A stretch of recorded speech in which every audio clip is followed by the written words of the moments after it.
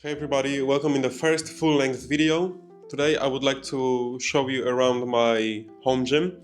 I'm making this video for people who are looking to start maybe bodybuilding or bored of going to the gym and just want to do some basic workouts at home.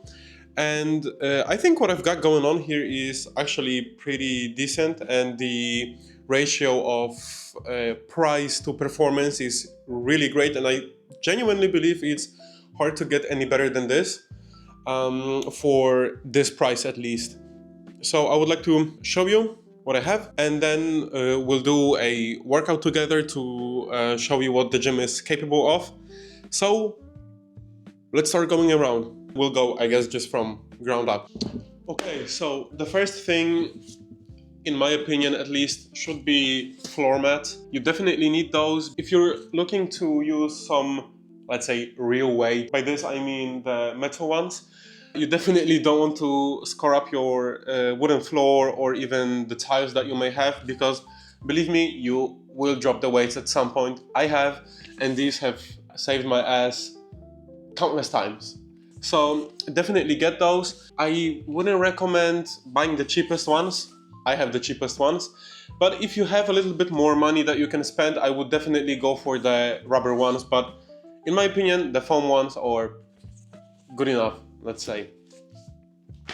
Then, the, I guess, most interesting part of the gym are the weights. And I, of course, went with the cheapest dumbbells, which are those threaded ones. You can buy these for really, really cheap secondhand, because many people are buying those, nobody is using them, and everybody wants to get rid of them because they are just taking up space. You can go online, like Facebook marketplaces or websites, apps that you have, and get those for, I think, like maybe $30 at most.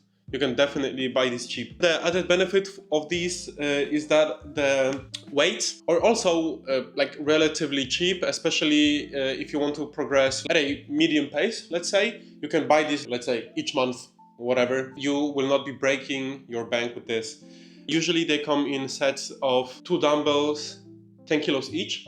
And in my opinion, 2 10-kilo dumbbells for a beginner is definitely enough. If you are focused on a good technique, which you should be doing at the beginning, you can definitely get a great workout with only like 20 kilos for both, right?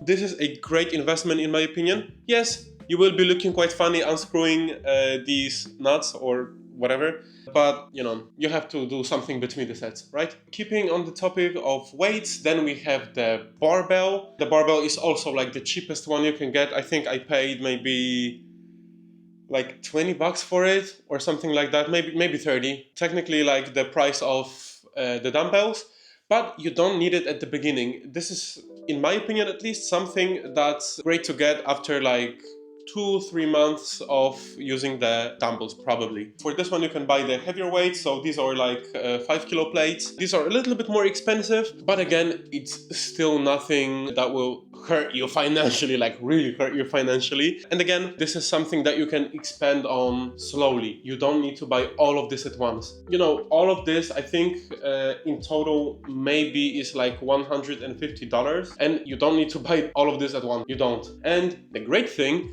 is that you can spend like 20 bucks, which is a month of gym membership, I think, at least. I've never been to a gym. You have the equipment forever. Okay, moving on, we have the bench. You know, you don't want to get like the very cheapest one, but they get expensive quite quickly.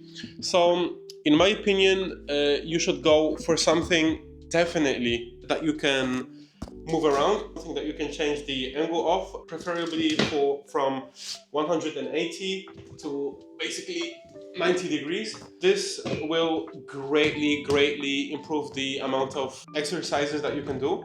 And it's also an added benefit if the seat also can move. And again, you can find a very good bench for really cheap if you look online for second-hand ones, because again, many people are just buying this equipment and then selling it. So I would definitely just try looking around. And I started off without a bench, with just a chair, which, you know, again, you can also do. That's perfectly fine. But I would strongly recommend getting the bench as soon as possible, as it's just way more convenient, way more comfortable. And when you're a beginner, you want your workouts to be comfortable. You don't want these workouts to feel like a chore, like something that you have to do. You want these workouts to be something that you actually want to do and enjoy. So getting the bench will definitely make it more enjoyable and will help you develop the habit of working out and not dreading the workouts. And then lastly, we have the barbell stands, and I will show them to you a little bit closer because I've done some modifications and they are different than what you would usually find, I would say. As you can see, these, I would say, are a little bit less standard barbell stands. Usually the ones that you get are kind of these very narrow ones with the like V type of end. I'll try to like paste a picture here so that you can see. However, I do believe that these are better because you can kind of separate the parts of it. So this part for me is the barbell part, and this one is the dip part. And those are 3D printed parts that I designed and then put them here so that it's more comfortable. You definitely don't need this. I just had to do it because my wrists are kind of messed up and it was kind of hurting me, so I definitely need rounded edge. But if you have stands like this, you get two things for one. So it's kind of like parallettes and then barbell stands. So you are already saving half of the money that you would have to spend. These stands are adjustable, so you can raise them up or down. The problem I have with these particular ones is that they don't really go high enough, so I cannot do incline bench press, because if I raise the bench, my chest is essentially too high. So I just do flat bench press, which is fine. Well, but yeah, again, those are kind of like the trade-offs that you have to deal with. But again, not a big deal. Okay, so that was, I think, most of the gym. So let's get to the workout and I'll show you what this gym can do. Yo, what's up? It's Future Me. I first recorded all of this footage here thinking I would do a little bit more in-depth workout analysis on what I do, what I think about all of these exercises that I do. However, now thinking about it, I will just make a separate video about dedicated chest workout, and there is basically no point in including all of this information in like a, let's say, gym introductory video, as it's a little bit too much information. The video is already getting a little bit too long for my liking. So here you have kind of the preview, and you can expect a dedicated chest video in the future, hopefully near future. So yeah, let's skip to the end of the workout. Okay, workout's done. This is how the chest presents itself. I'm not really good at posing. So yeah, hopefully you enjoyed the introductory video to my home gym. I am planning on uploading more workout content, of course, because I love working out. It's great, it's fun, and I would like to share my experiences. So if you're interested, leave a like, subscribe to my channel. So far it's the only video, but there will be more. Thanks for watching, and see you next time.